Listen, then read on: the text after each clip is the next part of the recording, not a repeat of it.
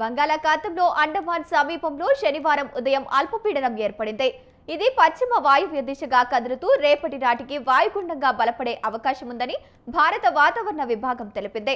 త్వరలో అదే దిశగా పయనిస్తూ బుధవారం నాటికి మరింత బలపడుతుందని అంచనా వేస్తోంది. ఇది తుపానుగా మారుతుందని నిపుణులు చెబుతున్నారు. తుపానుగా మారితే సెన్యాజ్ అని ఐఎండీ నామకరణం చేయనుంది. ఈ పేరును యునైటెడ్ అరబ్ ఎమిరేట్స్ సూచించింది.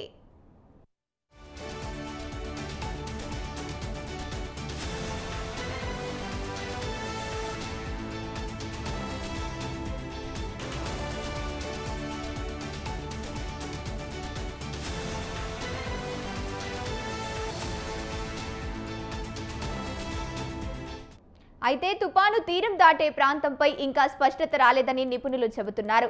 ఇది సముద్రంలోని దిశ మార్చుకునే అవకాశం ఉందని చెబుతున్నారు. దీని ప్రభావంతో ఈ నెల 28 నుంచి డిసెంబర్ 1 వరకు రాష్ట్రంలోని కొన్ని ప్రాంతాల్లో తేలికపాటు నుంచి ఓ మోస్తరు వర్షాలు కురిసే అవకాశం ఉందని నిపుణులు హెచ్చరిస్తున్నారు. ఇవాళ ప్రకాశం, శ్రీ పొట్టి శ్రీరాములు నెల్లూరు, వైఎస్ఆర్ కడప, అన్నమయ్య, చిత్తూరు, తిరుపతి జిల్లాల్లో అక్కడక్కడ తేలికపాటు నుంచి ఓ మోస్తరు వర్షాలు కురుస్తాయని అంచనా వేస్తోంది.